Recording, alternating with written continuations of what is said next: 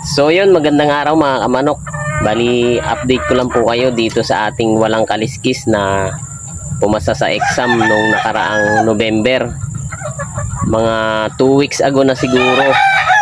So eto na siya mga kamanok. Bali, eto yung binenta natin.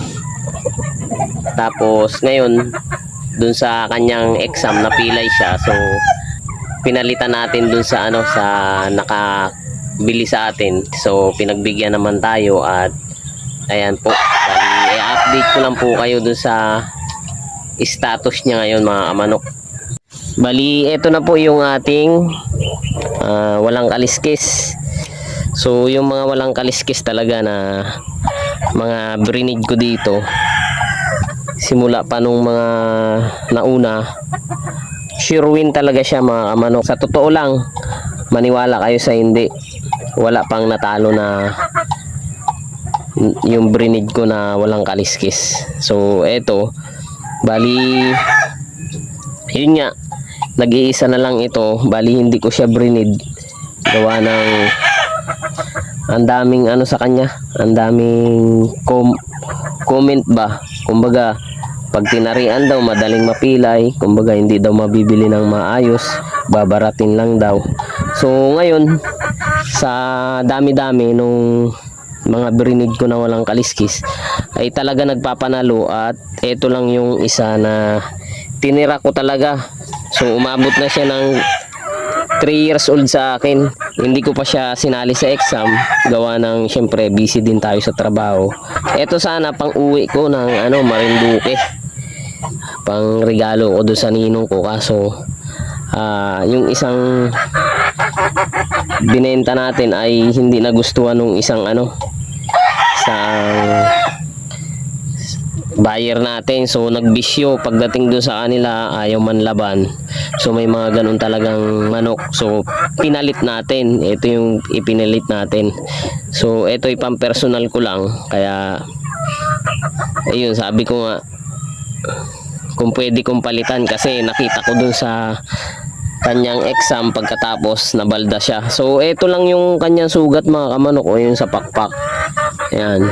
So magaling naman na siya, tuyo na siya, pero ayan wala namang problema, mababaw lang. Ayan, parang galos lang din. Tapos ang naging sugat niya lang yun, yung ba yan, tabak ba yan, o yung may cut lang siya dito mga kamanok, may taga lang siya dito. Yun lang yung sugat niya. Ayan, yan dito, parang ganun lang siya, hiwa. So sa tagal niyang nakakulong doon, syempre hindi siya makatayo.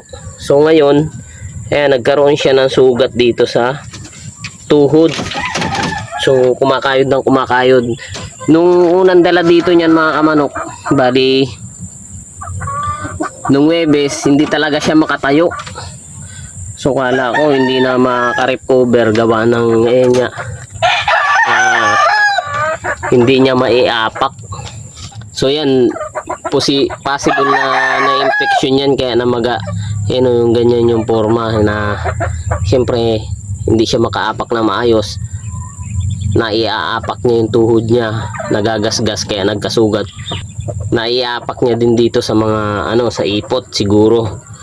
So ngayon, ayan, ginawan ko ng ganito, kaso ayaw naman niya, yung parang basket, ayaw niya. Nakawala nga siya dito nilagay ko.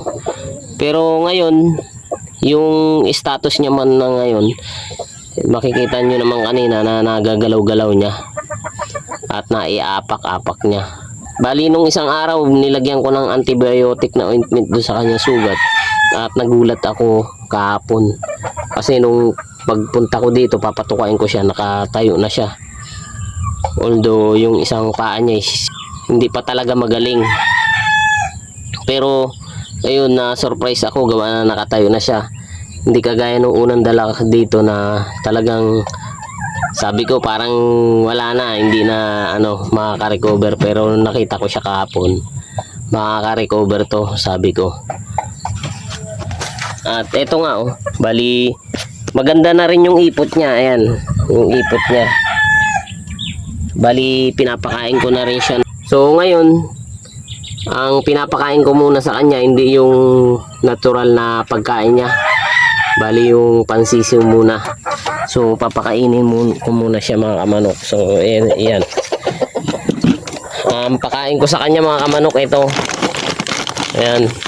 Yung baby stag booster. Dahil, siyempre,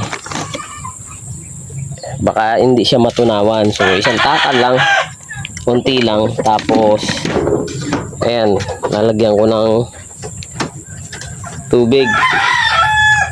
Yung sakto lang na